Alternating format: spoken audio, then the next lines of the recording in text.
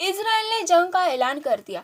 7 अक्टूबर 2023 Saturday, ये Israel का सबसे इम्पोर्टेंट डे था।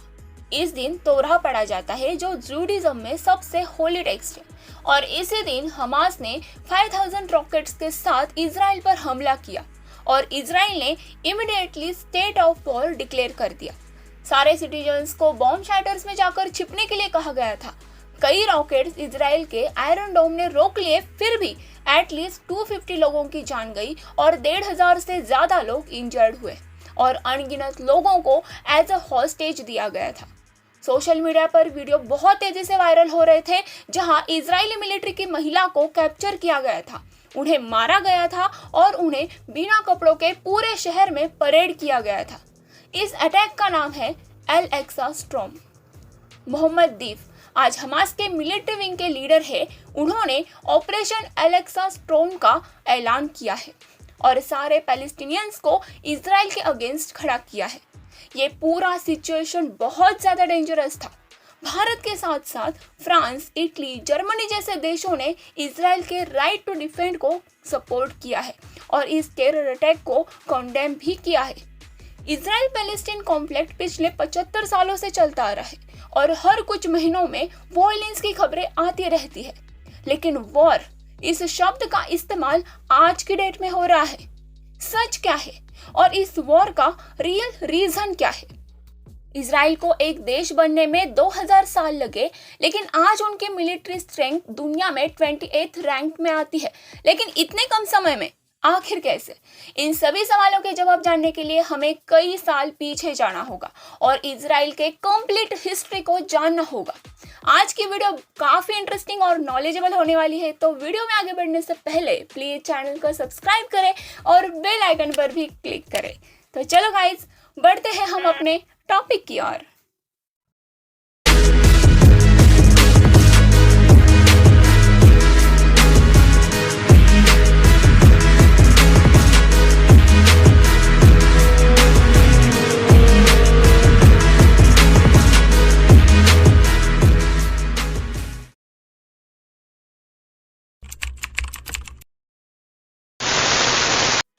आज इजराइल दुनिया के एडवांस देशों में से एक है जहां 73.9% जूस रहते हैं। खैर, इनका और इजराइल का दुनिया के नक्शे में रहना ही बहुत बड़ी बात है, क्योंकि हजरत इब्राहिम, जिन्हें क्रिश्चियन, मुस्लिम और जूस भगवान का एक दूत मानते हैं, उनके परपोते जुड़ेन ने जूस की सबसे पुरानी ट्राइब को फाउंड किया था। लेकिन आने वाले समय में उनके साथ जो होने वाला था वो किसी ने नहीं सोचा था, और इसलिए तो आज इजराइल जिस जेरूसलेम को कैपिटल क्लेम करता है, यहाँ कई राजा महाराजाओं के राज के बाद 931 BC में किंग सुलेमान के गुजरने के बाद एक सिविल वॉर हुआ था, जिससे उनका किंगडम 2 हिस्सों में बढ़ गया, जिसके नॉर्दर्न किंगडम को इजराइल एंड साउदर्न किंगडम को जुड़ा कहा गया। लेकिन लड़ाई यहाँ पर खत्म नहीं होती, क्योंकि कुछ समय बाद ही वहां पर एक ऐसी वॉर हुई जिसमें इजराइल बुरी तरह से तबाह हो गया, पर जुड़ा का राज ज्यादा नहीं चला, क्योंकि 587 BC में बेबीलोन एम्पायर ने उस पर कब्जा करके फर्स्ट होली टेम्पल, जिसे किंग सुलेमान ने बनवाया था, उसे डिस्ट्रॉय कर दिया। और इसके बाद कई ऐसे एम्पायर्स आ गए, लेकिन रियल मुसीबत तब शुरू हुई जब रोमन एम्पायर जेरूसलेम पहुंचे। Old Israel under Roman Empire. 63 BCE में रोमन जनरल पॉम्पे ने जेरूसलेम पहुंचते ही उस पर कब्जा कर लिया। उसने लोकल किंग्स के जरिए जूस पर राज करना चालू किया, लेकिन जब तक उसके रिलीजियस पे रोक टोक ना लगाने की वजह से लोगों को उससे किसी भी तरह का कोई प्रॉब्लम नहीं था। पर कुछ ही समय के बाद पॉम्पे ने जूस से टैक्सेस लेना शुरू किया, जिसकी वजह से जूस उसके खिलाफ हो गए। इसी के चलते फर्स्ट जूइश रिवॉल्ट हुआ और इस रिवॉल्ट का बदला रोमन्स ने अप्रैल 70 CE में लिया, जब जूस का स्प्रिंग फेस्टिवल पास ओवर चल रहा था, जहां पहले तो रोमन्स ने बड़ी चालाकी से जेरूसलेम में खाने और पानी के सप्लाई को रोका और लोगों को भूखा तड़पाया, और फिर उन लोगों को मार पीट कर उन्हें स्लेव्स बनाकर बेच दिया। इतना ही नहीं, रोमन्स ने वहां के सेकंड टेम्पल पर हमला किया और उसे भी बर्बाद कर दिया। उस टेम्पल की एक ही दीवार बची थी, जिसे आज दुनिया वेस्टर्न वॉल के नाम से जानती है। रोमन्स के अत्याचार के खौफ से जूस अपने ही देश और जेरूसलेम को छोड़कर अपनी और अपनों की जान बचाने के लिए यूरोप और नॉर्थ अफ्रीका के देशों में जा बसे। पर यह सफर इतना आसान नहीं था। जूस अब यूरोप और नॉर्थ अफ्रीका के देशों में जाकर बढ़ चुके थे, लेकिन इन बेचारों को कहाँ पता था कि वहाँ उनका इंतजार वो जल्लाद कर रहा है जिसके आगे रोमन्स का टॉर्चर भी चाय कम पानी है। क्योंकि एज वी ऑल नो कि वहां पर उनका इंतजार हिटलर और उसकी नाजी पार्टी कर रही थी। तो गाइज, अब आपको ये तो पता चला कि जूस कैसे अलग अलग देशों में बढ़ गए, क्योंकि रोमन एम्पायर ने उन्हें वहां से भगा दिया था और फिर वो दूसरे देशों में रहने लगे। काफी समय के लिए वो वहां पर रहने लगे और फिर आया दौर हिटलर का। जूस के अपने कंट्री को छोड़ने के लगभग 1900 से 2000 साल बाद जब वो जर्मनी में अपनी जिंदगी खुशी से बिता रहे थे और बहुत सारे ब्रिलियंट साइंटिस्ट बन रहे थे, फॉर एग्जाम्पल अल्बर्ट आइंस्टाइन, वो भी तो एक जू थे, तभी उनके खिलाफ एंटीसेमिटिज्म यानी कि भेदभाव होना शुरू हुआ, जिसने सीधा दूसरे मेजोरिटी पॉपुलेशन को जूस के खिलाफ खड़ा कर दिया।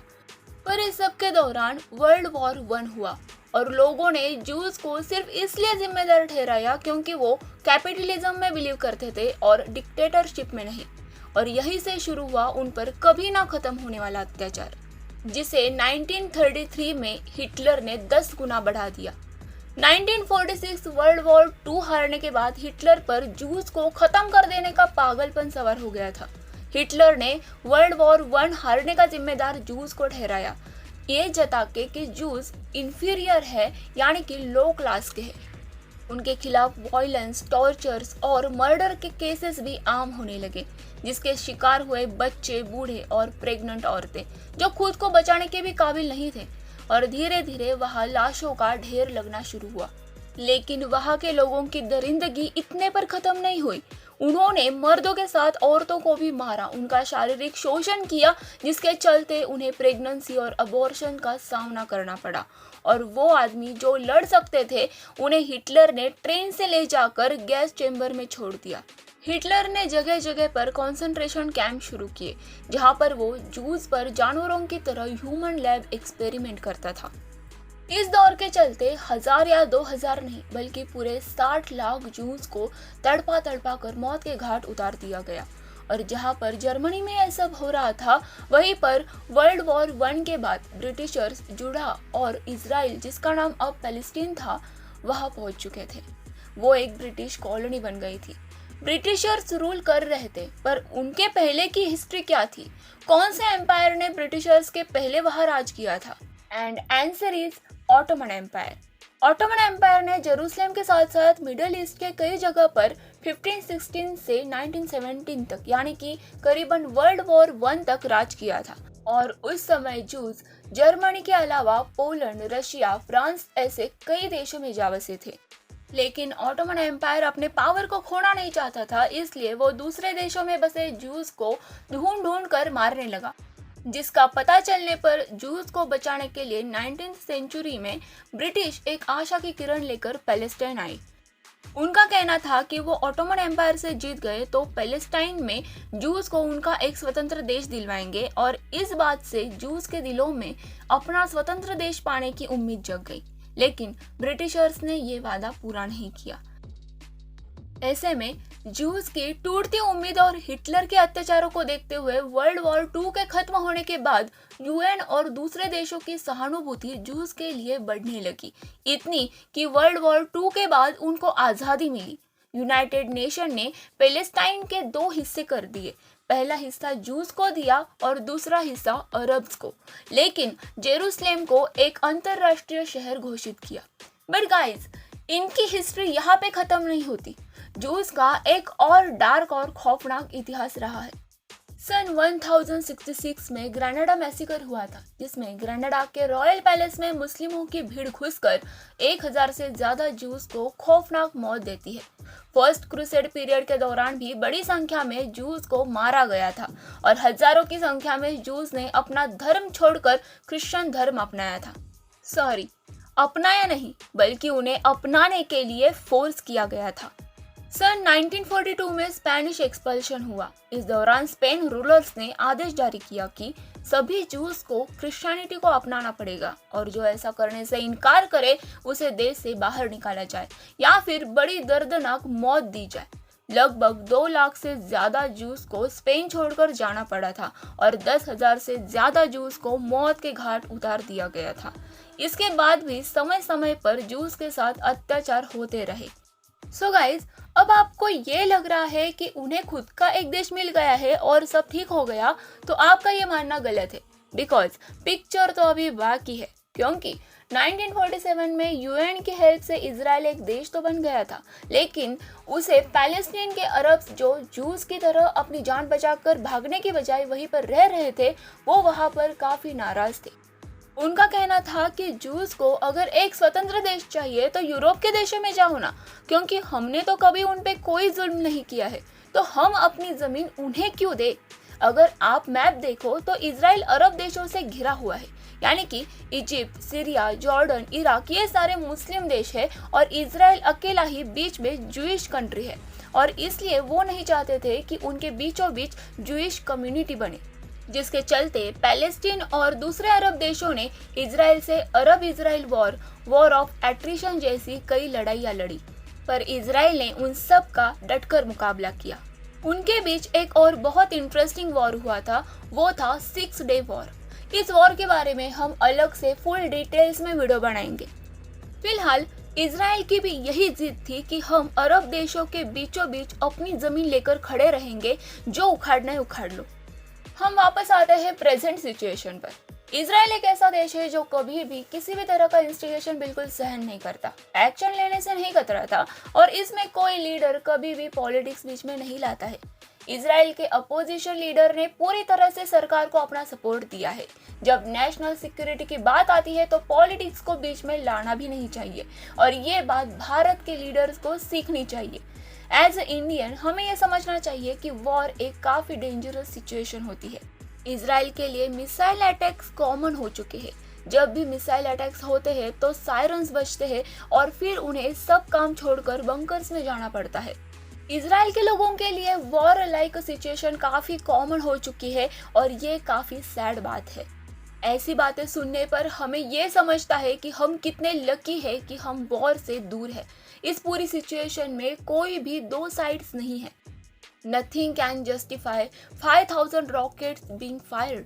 ये एक काफी बड़ा टेरर अटैक था, क्योंकि ये रॉकेट्स जब भी किसी भी बिल्डिंग पर हिट करेंगे तो ये नहीं पूछेंगे कि आपका रिलीजन कौन सा है, आपकी पॉलिटिकल आइडियोलॉजी क्या है, वो सिर्फ और सिर्फ जान लेंगे, क्योंकि रॉकेट एक बच्चे से लेकर बूढ़े तक सबको अपना निशाना बनाता है।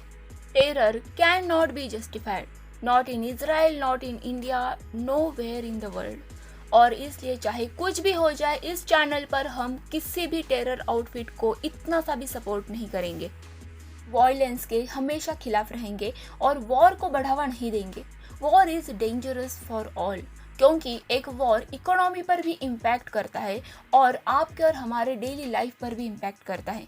सप्लाई टूट जाता है, चीज़ें महंगी हो जाती है, हम सब की लाइफ अनस्टेबल हो जाती है, और यही सच है, क्योंकि डायरेक्टली और इनडायरेक्टली एक वॉर का इम्पैक्ट हम सब पर हो ही जाता है। आई होप कि हमारी ऑडियंस इतनी स्मार्ट है कि हमारा ये मैसेज इस वीडियो के थ्रू समझ पाए, और इस वीडियो से कुछ भी सीखने को मिला हो तो प्लीज़ वीडियो को अपने दोस्तों में भी शेयर करें। जल्द ही मिलेंगे नेक्स्ट वीडियो में एक और नए टॉपिक के साथ।